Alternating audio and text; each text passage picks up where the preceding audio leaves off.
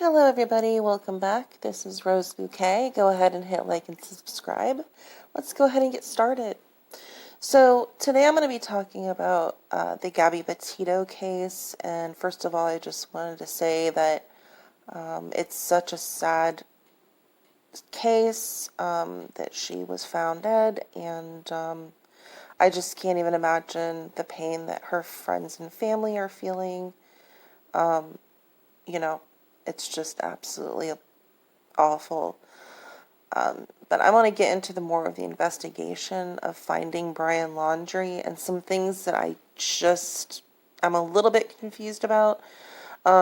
So they're searching in the Carlton Reserve. My only question is, they have to have some type of surveillance knowing he went in there to spend that many resources on searching for him in there. So people saying, he's this, he went here, he went there. I mean, maybe I'm assuming too much, but I am assuming that somebody had a Ring camera on their home. I mean, someone had to have had some surveillance from that house to the street to know who left at what time and how many people were in the car. I mean, we don't know what kind of surveillance is around that house. And there had to have been some surveillance of the car being driven to the reserve and him getting out. I mean, there's just too many people with cameras, and there's too many stores and shopping malls and gas stations and stoplight cameras and license plate cameras and people with cameras in their car.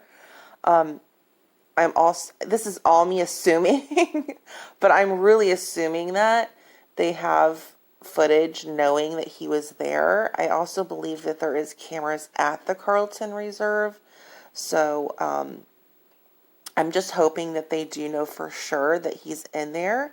And I would hope they know for sure he's in there and saw cameras that showed he did actually go in the reserve, and it wasn't just a drop off the car kind of deal with his parents.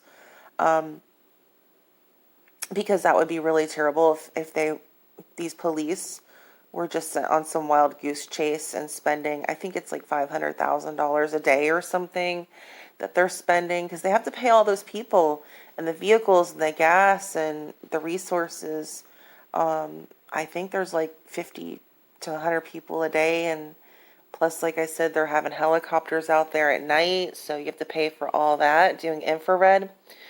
But I just wonder if I guess what they probably did is they did get, this is what I'm assuming, okay, you guys?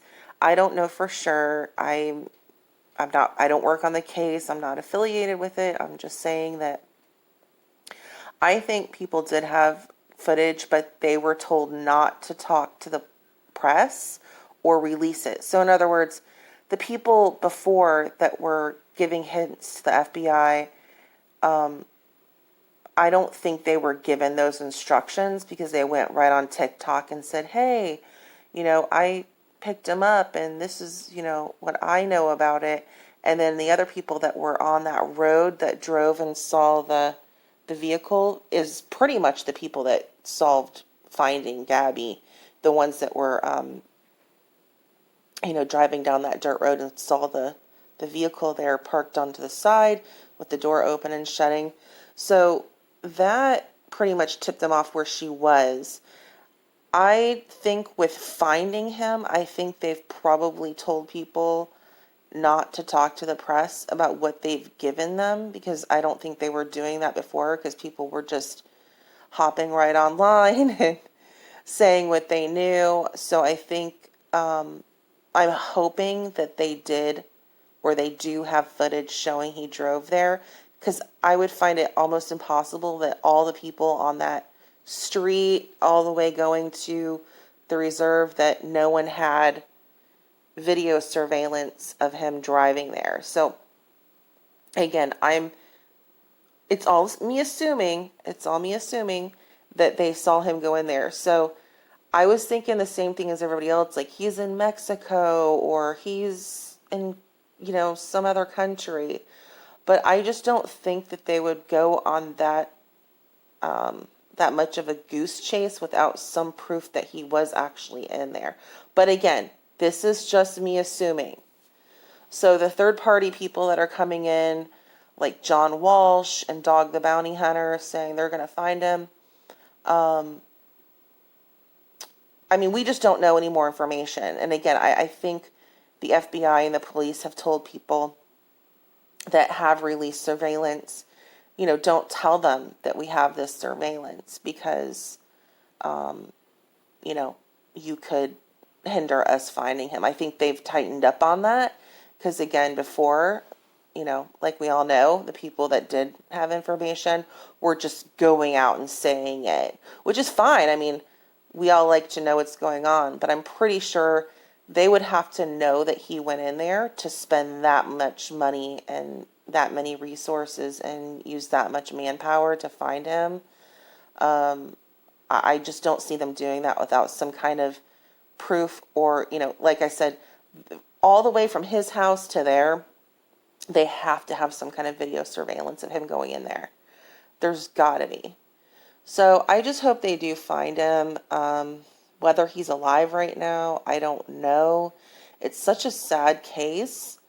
A domestic violence case. It's just absolutely horrible. And I feel sorry for actually both families. I know his family isn't cooperating as much, and it's unfortunate. But, I mean, this isn't something you want to happen in your family at all on either side.